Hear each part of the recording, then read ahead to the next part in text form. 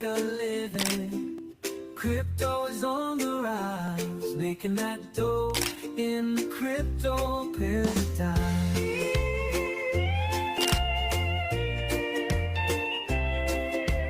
Watching it go, buying low, selling high, riding the wave. I'm here to stay, living in the digital age. No banks, no fees, just decentralized. It's crypto paradise. Ooh. No banks, no fees. Good morning from paradise, my fellow surfers. My name is Crypto Amaru. We have Crypto Hitman in the house as always, and it is October 17th. Happy Friday, all. I wish it was a little happier, a little less bloody, a little more green, but you got to take the bad with the good, folks, if you're in these financial markets. So do not despair. We're going to cover this crash, why we believe it happened, what we believe will happen next, and whether we think this bull market is done for or whether it's going to run into 2026. If you're watching the show, I think you probably know the answer on our opinions. But for those who were wondering, okay, hey, trade war, FUD maybe dissipating a bit, Bitcoin showing signs of life yesterday. I think we're up a little bit in the morning, and then all of a sudden, bam, we crash. Now we're $105,000 Bitcoin. What the heck happened, Crypto Amaru? What the heck happened? Was it another leverage washout? Was it Trump causing FUD? Actually, no. This had a lot to do with the traditional markets, guys. So we are going to cover that story in depth, what it means for Fed policy and what it means for crypto markets. I don't know, Nick, are you concerned about when you saw the crash yesterday? Was it, oh my God, is the bull market done, or were you just shrugging and moving on with your day? I mean, just shrugging and moving on today. I mean, percentage-wise, this isn't that big of a drop, and we also saw the panic in the traditional markets while the markets were closed. So far today, with the markets open, the stock market is relatively flat and actually slight green across the board. So that's interesting. So I don't know if we want to start with that story or not, or see what's going on. I will lead by saying we do have a bullish divergence on the 4-hour on Bitcoin.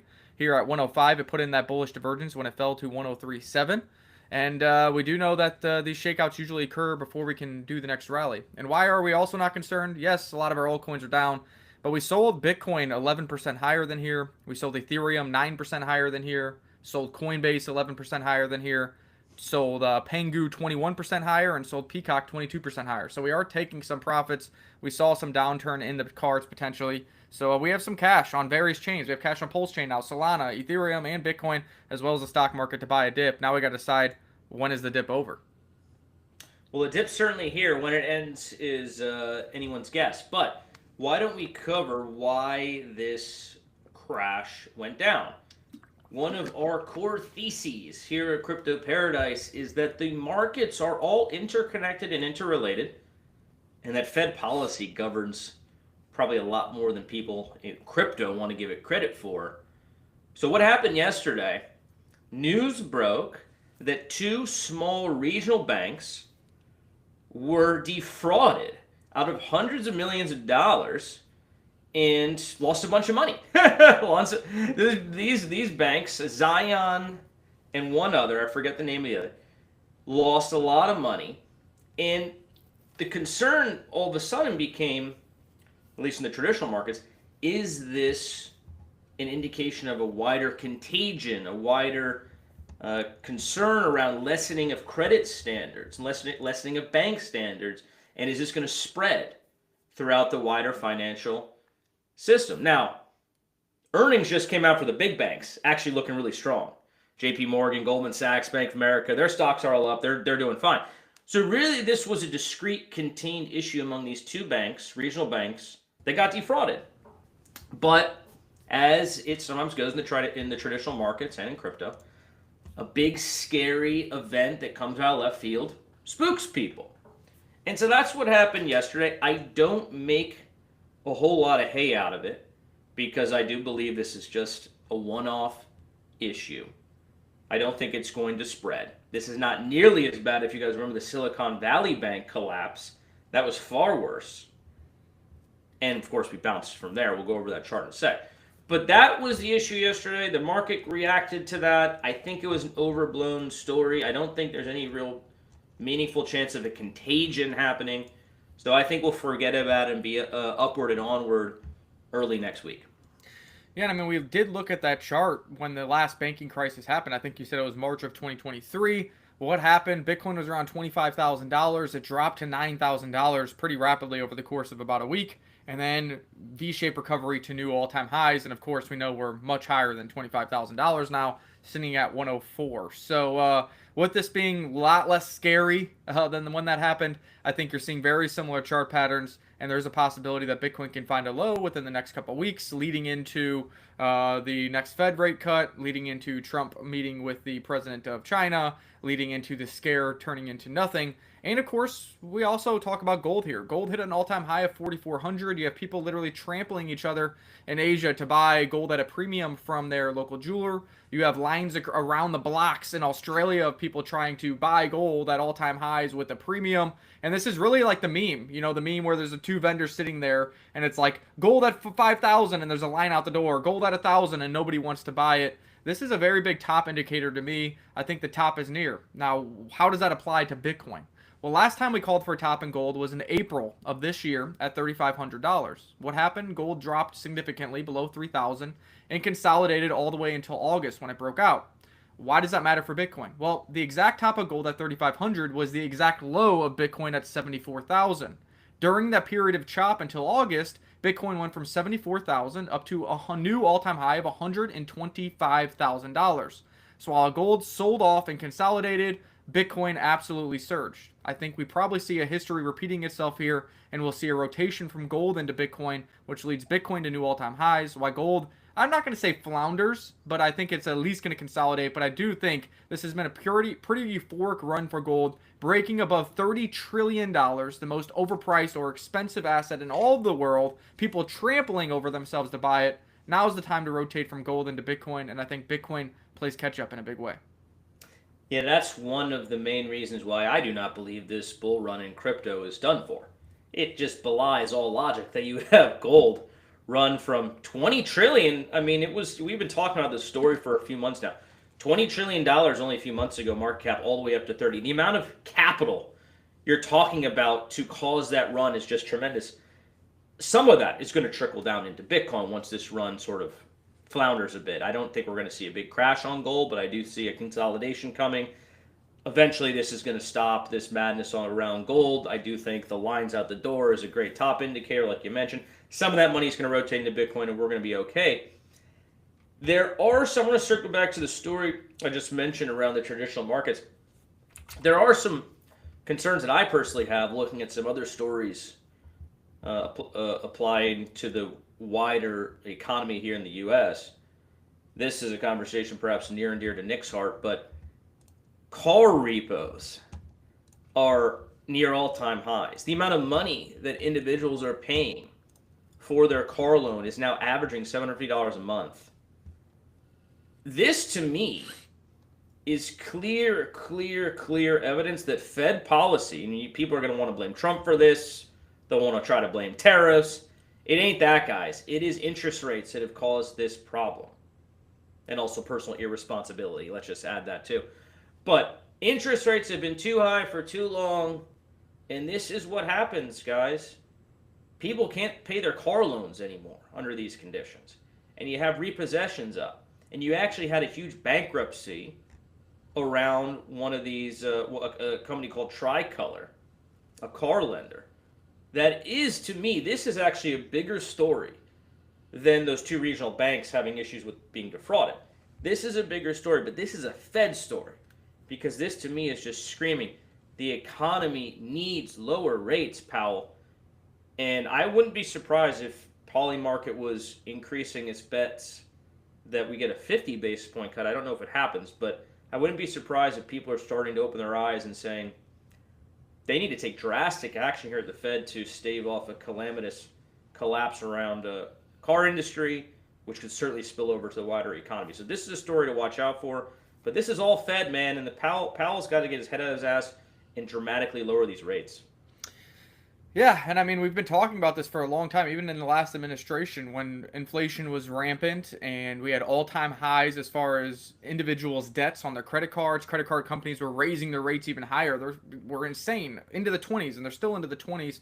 How do you think people can continue to pay that? They can't. So they default on their credit card debt, they default on their car loans, interest rates are still high, inflation is rampant, and the same thing is playing out here. And I think the Fed, based off of what Powell is saying, I don't think 0.5 is all that crazy to think. Because remember, going into this first cut of 0.25%, at least until, a month prior, he was very hawkish. He was not dovish at all, and then he still cut at 0.25. He openly said at an open forum, live on air, that we are switching from QT to QE. This is dovish talk from him leading into what should be another interest rate cut. And I hope it is a 0.5. Surprise the market a little bit, get a little more risk on, and let's see what happens to our assets that we think are going to do very well in a low interest rate economy. Yeah, they should have to do a 50 basis point cut because a 25 doesn't meaningfully help the people in trouble. Let's just be honest. It doesn't turn around the economy overnight and cause employers to say, you know what, we now have latitude to hire more workers because we can take out a loan at a lower rate. So 25 basis point is like a Band-Aid on a bleeding wound. You need something a little more dramatic. So let's see what the Fed does, see if they do right by the financial markets and right by the little guy for once. And we'll monitor that story. But to me, I know the market's down. I know we're $105,000, $104,000 Bitcoin. It's not fun. I don't love it. But if you take a long-term view, as I always have and have always done, I ain't worried.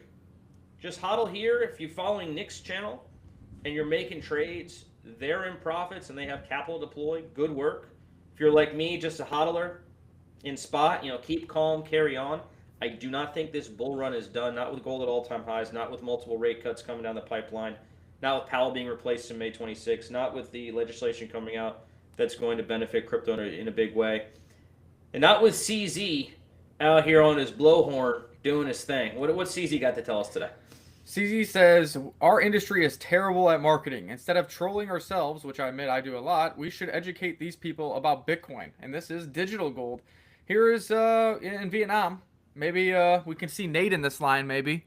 Absolutely piled up, trampling each other, trying to squeeze into a studio-sized bullion store to not only pay all-time highs on gold, $3,400, but a premium. Because if you're a bullion owner and I own all of this silver and precious metals and I look outside of that line, I'm not selling it to you for $4,400. $5,000 an ounce. Oh, you don't want it? Okay, get out of line. Somebody else that's trampling you will come in here and pay me that premium, of which gold might not even ever achieve. So this is pretty wild. This is kind of what I was talking about with that meme. When prices are low, nobody's in line. When prices are at all-time highs, people are literally trampling each other to FOMO into the tops of gold, a $30 trillion asset, over a 12 or 13x for Bitcoin to catch up to it. They could be chilling on their couch, eating potato chips, logging into a Coinbase account or a Binance account, and buying Bitcoin without having to trample each other at discounted prices. So let's see if our industry can market better and allow these people to understand there is other options. And the problem is, we have not seen sustainable green candles. Retail is not in the markets. Altcoins are down 50, 60, 90%. Gold does seem like the better hedge. It does seem like the better value. But these people should have been buying gold during the 4-month consolidation period when you could have bought it from 2,500 to 3,000, not chasing here at all-time highs at 4,400, and the jeweler looks outside and is going to charge you a 20% premium on that because he literally has 1,000 potential buyers waiting in the streets. Mercy, mercy. Mercy, mercy, indeed. Mercy, mercy. Can you believe these lines, these people, man? But I will tell you one thing. CZ. And this is something, by the way, Nick always says. What is the best form of marketing? What is the best form of marketing in all the financial markets? It is green candles, people. Do you think these people really give a shit about shiny rock gold? Shiny yellow rock. Who gives a fuck? They care because price go up. Oh my God, I can get rich. I can get rich quick. But this didn't happen when gold went up for a week and then went down and then maybe a little up for a week and then that. No, gold had to go on a 3-month tear. You need 3 months of just pump, pump, pump before average retail folks are lining up out the door to grab gold at a 20% premium off their jeweler. They will do that for Bitcoin. They will figure out how to create a Binance account. They will figure out MetaMask. They will fucking figure it all out if there's money to be made. They absolutely will. So, yeah, CZ, how about you stop with the aggressive manipulation and liquidations happening in the perpetuals markets? How about you let Wintermute pump us a little bit over a sustained period of time? Let those green candles proliferate and watch retail line about the door and sign up for your exchange to buy Bitcoin. It is pretty wild. Somebody on Twitter was saying, man, I wake up, everything's pumping except what I own, which is Bitcoin and cryptos. And it is kind of wild that that's going on. Obviously, if you zoom out, Bitcoin's still up, BNB's up, Ethereum's doing well, whatever. But we just don't feel that euphoric run. We don't feel wealthy. We're seeing a lot of red because, like we just said, there's lines out the door for gold because it's had sustainable rallies. There's literally lines out the door for Pokemon cards because it's been on a 10-month bull market. And 2 weeks ago, I went out before our live show and got some boxes from Sam's Club because they're worth a 2x immediately. And I'm out there and old ladies are out there. Even their retail is getting hyped for Pokemon because when you have sustainable green candles, you go look and you're like, oh, Pokemon's worth 10% more than MSRP. It's worth 20% more than MSRP. Holy cow, it's worth 2x MSRP. I'll wake up and go wait in line. That is all it takes. People don't give a shit about Pokemon. They don't care if it's a shiny rock. Even if they don't have a passion for it, they'll get out of bed and do it because they're seeing other people on social media do it. They're seeing other people make money on it. And they think, oh, I can go get a cup of coffee, go double my money by going to Sam's and getting some Pokemon cards. I'll do that. The same applies for crypto and Bitcoin. The same happened in 2017. The same happened in 2020 and 2021. We need it to happen here in 2025 and 2026. It has not been fun unless you're in the large caps. I get it. And we made some money on DATs, the strategic reserve companies. But I think our time will come. And we already went over the history. When Bitcoin tops, it's usually at a gold, or when gold tops, it's usually at a Bitcoin dip, and then Bitcoin plays catch up. We want to see that happen again, just like we saw it happen in April when there was all that tariff FUD. Let's see. What do you think? Well, I'm bullish, guys. I've been holding Bitcoin for 8 years. I ain't going to stop holding just because it's languishing for a couple months and gold's on a run. Like, I'm not just giving up on the asset class because I'm not pumping for 2 months. This is what we say. I mean, if you can't handle the emotional roller coaster, the ups and downs, maybe this asset class isn't for you. But if you do have that mental fortitude, if you are able to go touch some grass, just stop obsessing over the charts, Bitcoin's time will come, guys. It absolutely will. It always has before. It will come. So you just got to be patient, patient, patient. My new first, middle, and last name. I think that might be the first, middle, and last name of Meek Chapo as well, who has been loyally logging in, watching our show, saying hi, saying happy Friday, really for the past many months now. Thank you so much, Meek Chapo, for being a loyal listener and community member. You're the man. What's going on, Todd? Good to see you as well. Love to see your streaming. Let's get folks educated. Let's get them buying into crypto. That is our job here as, sort of elder statesmen at this point. What's going on, Martin? Thank you for killing it, making these memes out here. You guys got to join the Crypto Paradise Telegram because Martin's killing with these memes. I just love what he does. Appreciate you, bud. All right, here it is, man. Here's the trend line to end all trend lines. Have we hit it yet? Are we going to hit it? What's your thoughts on this chart? Yeah, this looks like it's a weekly Bitcoin chart, and it continues to bounce off this blue line. This has been circulating on Twitter. I'm not even really sure what this blue line is. It's one of the moving averages. So I need to dig deeper to see what people are sharing, because now everybody's just copying each other with this chart, but kind of cutting off what the indicator is. Some kind of moving average here. And again, we are coming right into it once again. Will Bitcoin continue to bounce off this like it has the past 4 times since 2023? Or is the bull market over? Based on everything that we talk about in macro fundamentals, this is just another piece of the pie, and I think Bitcoin does bounce off that level. Now, you can see currently the blue line is at $101,707.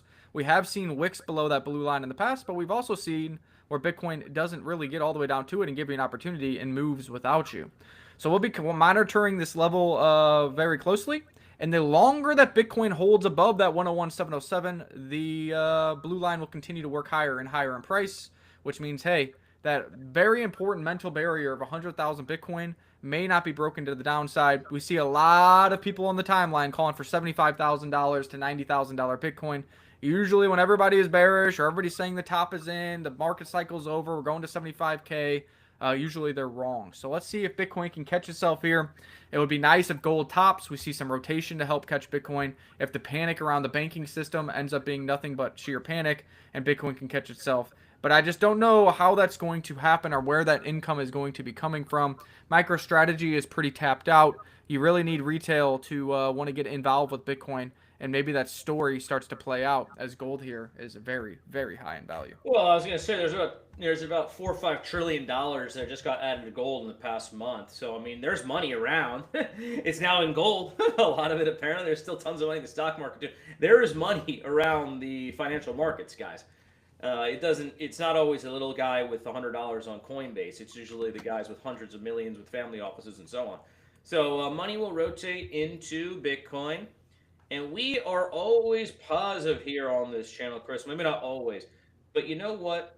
When everyone is fearful, I think it's time to be greedy. When there's blood in the streets, this is when you want to load up, right? And this is an interesting discussion because I don't know about you, Nick, but I've never seen a bear market start when everyone is so depressed. That's true. And down, and the price is down. Usually, the bear market starts when it's the opposite. We're ultra euphoric. It's going to 1 million. We've made so much money. Leverage, leverage, leverage. Oh, yeah. Take out all the loans, take out all the debt to buy the Bitcoin. And then that's when the market makers crush you. There's way too much leverage in the system, and that's when you start the crash. So I don't know. The whole setup doesn't make sense to me that we'd be starting a bear market from the psychology, from all the macro stuff going on, gold at all-time highs. It just doesn't line up logically. Now, I could be wrong. We could all be wrong, but I don't think we're wrong, and that's why we're still quite bullish. Yeah, and if we're looking at the Bitcoin chart here, you can see the sell is up here around 118,621. You do have a bullish divergence here. That is where price is a lower low, while the RSI puts in a higher low. You can also see on the technometer down here, you have a bullish divergence as well. This one is more minor down here, but still a bullish divergence nonetheless. So does the first bullish divergence on the 4-hour always mark the exact low for Bitcoin? No, but it is a good indicator that you could see a bounce somewhere. Now we need to see some of the inflows come in. We need to see gold continue to top out. Wow, down 1.7% today. That is a good indicator. Hopefully some of that flows into Bitcoin. And let's look at the stock market real quick. The stock market was down huge pre-market, but it is now flat and slightly green on the NASDAQ. I think the same applies to the Dow. Let's see, Dow here. Yep, slightly green. So that is pretty wild. After that little panic from the banks overnight, the stocks are continuing to grind higher. Come on, Bitcoin, let's catch a bid. Now is your time to shine. Well, Roan is euphoric. Oh, love you, Roan. Yeah, no, it's been tough, man. If you're in altcoins, I think whatever the opposite of euphoric is, that's been the pervasive feeling for the past, I don't know how many months or years. So, yeah, super fun. And Chris, you're absolutely right. And this is what's happening on gold, isn't it? Isn't this basically what's happening in gold with gold in Vietnam, Australia, and elsewhere around the world? I'm sure people lining up around the block to buy the shiny rock known as gold. And Peter Schiff has taken victory laps. Isn't that a top signal for gold? And what do you know? Gold's down today. We'll see if that persists and we start a bit of a downtrend or consolidation. But to me, gold is looking real toppy. And here's Bitcoin bottomed out at $105,000, looking at a real good discount from its all-time high. Yeah, it was literally 23 hours ago, damn near the exact top in gold. I said, usually when Peter starts running his mouth with skewed statistics, Bitcoin finds a low and gold finds a top. Take that info and do with it as you please. Here's Peter Schiff saying, gold is eating Bitcoin's lunch. Bitcoin is now down 32% priced in gold since August high. This Bitcoin bear market will be brutal. Hodlers, sell your fool's gold now and buy the real thing, or have fun going broke. You love how he cites the exact new all-time high of Bitcoin. Remember, why do these dates sound familiar? Because this was the mini cycle that we saw of gold and Bitcoin that I was telling you about. He cites the exact all-time high in Bitcoin when gold was coming and breaking out of its consolidation. That is why Bitcoin is down 32% compared to gold over that time period, because Bitcoin has gone from 125,000 down to 104,000. Gold has gone from 3,000 up to 4,400 when this post was made. But yes, usually when Peter Schiff is gloating about gold outperforming Bitcoin, things are about to flip on its head. You get a top in gold, and then Bitcoin has bottomed out as that rotation occurs. It happened in April, and I think it can happen again here in October. If you guys are following and listening to that clown, unfollow Peter Schiff now. What? What a joke, dude. Look, I get it. Gold's done well. But let's not sit here and not pretend Bitcoin's not the best performing asset of all time. Why can't he just say, look, I prefer gold. I like shiny rocks. I don't get digital gold. But it's done well, and if you guys want to be diversified and have both, I think that's a wise strategy. That's what I would say. As a reasonable human being looking out for the interests of our dear listeners, I want you guys to do well. I don't want you guys just to be in one thing. Oh, if all my assets in one thing and not be diversified in all and not see the merits in any other asset class. There's just this one thing that's the best. How is that good advice? How is that good for any of his followers? I just think he's a clown. I get it. Maybe he's trolling. Maybe he's doing it for the views, the clout, the interviews with so-and-so. It's gotten him famous, so there is that. But if you're following that guy for financial advice, just stop now and start following some smarter people. The gold hype is kind of wild, considering, Peter Schiff, for example, found out about Bitcoin in like 2013 or 2015. Gold at that time was $1,000 per ounce. Yes, 2015, gold was 1,000 and just finally hit over 4,000 per ounce, a 4x in 10 years. At the same time period, Bitcoin was like below $100 per Bitcoin and is now $105,000. You can do the math on the X's compared to the two. So that's what's always wild to me about gold. They're like, oh, gold is outperforming Bitcoin, and it's like on this tiny, narrow time frame. In the same time period it took gold to do a 2x, Bitcoin did a 7x, even with Bitcoin now in a bear market here at 105,000. So when in doubt, zoom out. And I think this is also a tale of what happens to Bitcoin in the future. At some point, Bitcoin does kind of probably lose some volatility and kind of starts acting like gold, but I don't think that time has come yet. And Peter Schiff, when you were selling gold for $1,000 an ounce in 2015, shilling it to everybody, you should have been buying gold at 100 when you said it was going to 0. You got to be diversified. I don't think there's anything wrong with holding some gold. I mean, we know it's an established sort of macro or fiat type hedge. I get it, and people do like the shiny rock narrative. Looks good, I guess, to certain folks. Looks good on jewelry. I like it. Looks good on jewelry, whatever. You can get a fake version, looks the same to me, but it doesn't matter. Some people like it. I don't have to love it, but I can acknowledge that has a part to play in our financial world that we live in. But no, why can't we say the same for Bitcoin? Why can't we say, look, I prefer gold, but here's why Bitcoin could be good if your risk tolerance is higher, if your time horizon's longer, if you're younger, if you're willing to wait through and deal with the volatility. Here's the past performance of Bitcoin, and it's incredible. So why can't we just have a sort of a frank, reasonable, nuanced discussion of these matters? Why does it have to be, I'm team gold, I'm team Bitcoin, wah. Yeah, I don't know if this is a top signal or the signal that the youth is going to get involved with Bitcoin and forget about gold in the decades to come. But just in, YouTuber Mr. Beast files trademark to offer Bitcoin and crypto services through his new venture, Mr. Beast Financial. Mr. Beast has 445 million subscribers across his platforms, and they are a lot, younger. The ages of 10 to 30, probably, if we looked at his demographics. So I think there is going to be a lot of competition for these traditional banks, and we'll see if they can continue to flourish. Obviously, they have a strong footing, but we're seeing platforms like PayPal, like Cash App, like X, all trying to be kind of banks in your pocket. And now you have Mr. Beast doing Mr. Beast Financial. I don't know the services they're going to offer, but with that kind of name, it seems like they're going to try to be a digital nomad as well and offer digital nomads kind of banking services and products. You know who's going to love Mr. Beast's financial app? My son, Aiden. He loves Mr. Beast. He was making me watch it last night. Why do I tell you guys this? Well, it's part of the story and the thesis we've been shouting to the rooftops for a long time, which is the youth, when the youth finally has money, when the youth is in charge, when millennials actually run this country, when their kids are starting their first jobs and started bringing money, what do you think they're going to invest in? What do you think they're going to like? The digital version of something or the analog old shiny rock version, right? So to me, this is just a part of that wider trend of the youth, Gen Alpha, Gen Z. They are going to continue to gravitate towards financial assets that run on the internet, not the old analog version like gold. So this is actually, I think, not a top signal by any means, but it's part of a wider trend that we got to continue to look out for. I'm looking for this tweet. Here it is. Thomas Lee just tweeted this 16 minutes ago. This is very constructive for Ethereum. At this point, the only levered ETH positions are short positions. That is good for funding rates in order to get another rise in Ethereum, as it will be able to rise quicker. There isn't leverage longs on ETH, and of course, people will have to short cover if Ethereum price turns around after this dip. So that is pretty interesting. The market is betting lower on a big way.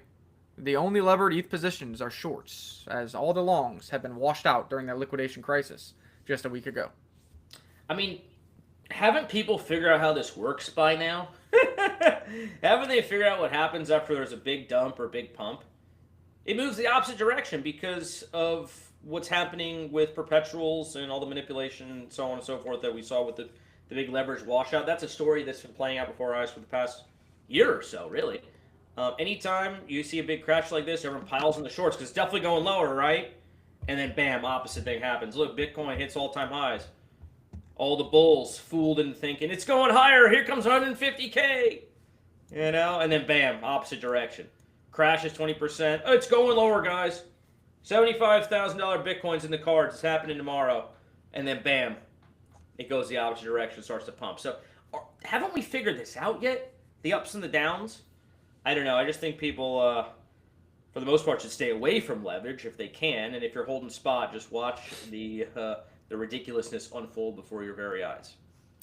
37.75 at the time of that post. So let's see how that plays out. And of course, we want to see stocks close break even or green today. Having a red close going into a low liquidity weekend has never been good for crypto historically. So let's get a green stock close.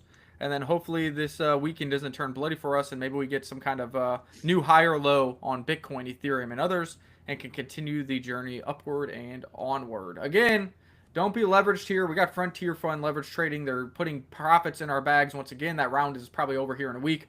Hopefully they can hold on to a lot of the profits with this chop in the market.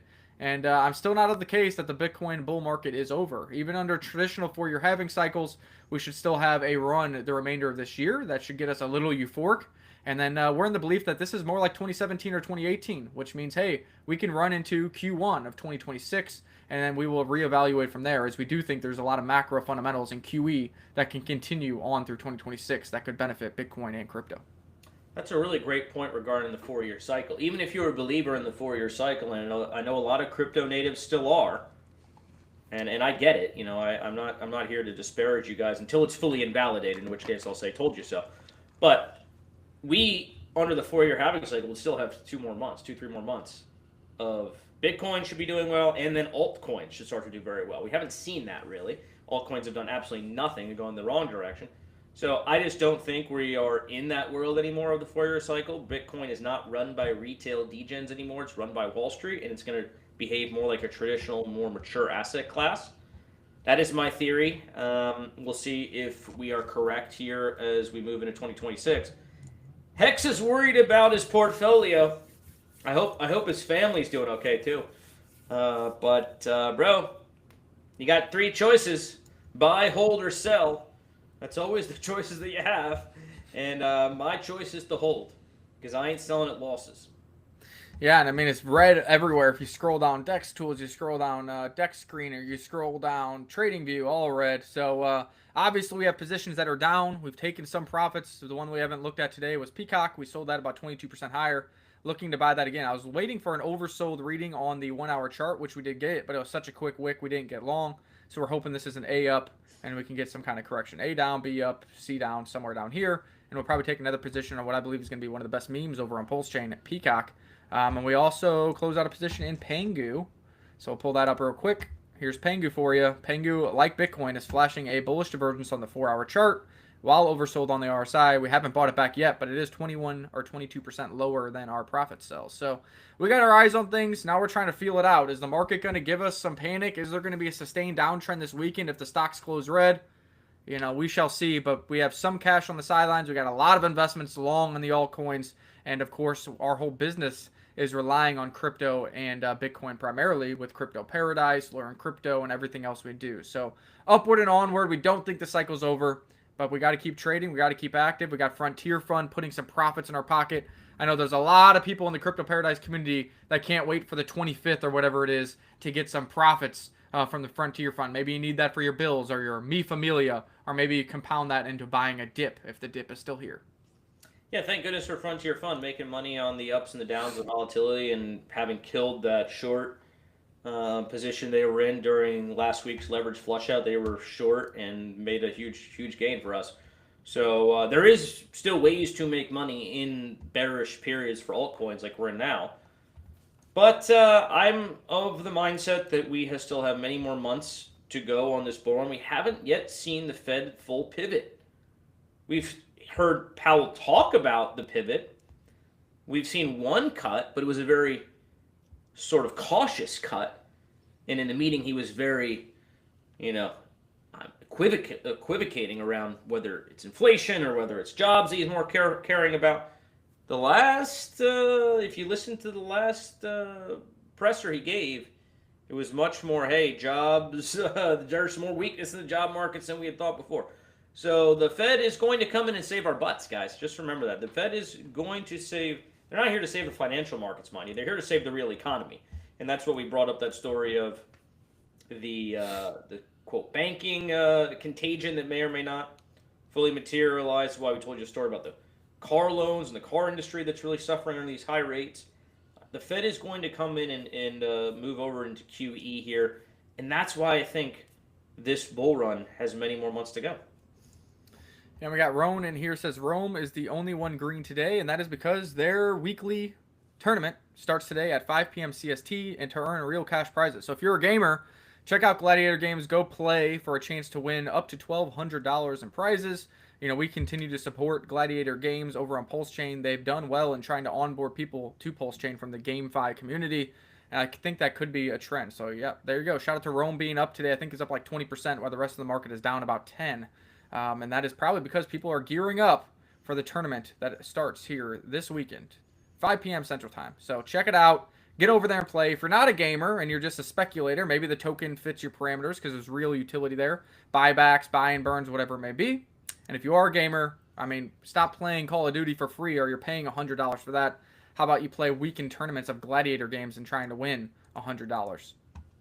And if you're looking for altcoins that are going to likely outperform when the market does finally turn around, look for the ones that are showing signs of strength even during these kind of corrections, right? It's not a guaranteed strategy to work because you can always have coins that have underperformed massively that go on huge runs or ones that were strong that just underperform when the market turns. But it's usually a good signal, right? Market's down, but here's one that's not really down that much, showing signs of strength. Maybe it's down 1%, 2%. Not a lot of sellers, perhaps just dragged down by LP pools. Or look, it's up because people are buying because there's utility. Like, for example, Rome you mentioned. There's buybacks and burns happening. The community's active, whatever the case may be. So look at your portfolio. This is always a good time. Look at your portfolio. See what's doing well and what's underperforming. And I wouldn't be surprised if the ones doing well continue to do well when the market finally turns. Think for a very boring day, we actually covered quite a bit of articles, news, thoughts, and ideas, looked at some charts. If there's anybody else has anything, throw it in the chat box now or forever hold your peace. Crypto Armor was a little under the weather. That's why we were late. My eyes are itchy as well. So I'm just happy that we got on here and did this. We were like, we'll make it short and sweet, not much going on, and we still talked for 40 minutes. So hopefully you guys got some alpha, some information, or we made your morning at work a little better with us playing in the background. There you go. Stay bullish, guys. Stay locked in. Stay convicted. This is not the time to lose faith in this asset class, right? If I had sold my Bitcoin or Ethereum every time there was a 20% correction, I'd still be working as a poor schmo lawyer, making six figures, just grinding it out every day for making someone else rich. No, that ain't the life I'm trying to live. The only way you get to financial freedom if you're in this asset class is to hold through the volatility, period. There's no other way. Talk to the guy who bought Bitcoin when it was $100 and selling it for billions. You think he sold out? You think he sold out when it dipped to $50 in the first ever crypto crash? No, he held on. So, certainly this doesn't apply to every single altcoin. I'm not saying that. But if you're in Bitcoin, if you're in Ethereum, if you're in these strong assets, you have to weather the volatility. Eventually, the macro conditions align and price go up again. Hold on for a few years, and you'll actually have financial freedom. I think that's about it. So if you want to sign off, no other comments here released on YouTube. Maybe there's some on Twitter. We'll try to reply to you over there. And I think what a good live show. And we'll go into the weekend. Remember, let's watch closely what the stock market closes. We want to see green close. Otherwise, it could get a little bloody this weekend as people fear the worst when the stock market closes red on Friday and Bitcoin's already been weak. Yeah, we need to see some resolution around this quote trade war. That's going to help ease some tensions and ease the markets. The story with the two regional banks that got defrauded, that was a nothing burger. I don't think that causes any more issues to the wider financial markets. And then it's all eyes on Powell and the Fed leading into the meeting on October 29th. So hang on to your hats, guys. This bull run ain't over. And until next time, y'all, we will see you on the beach.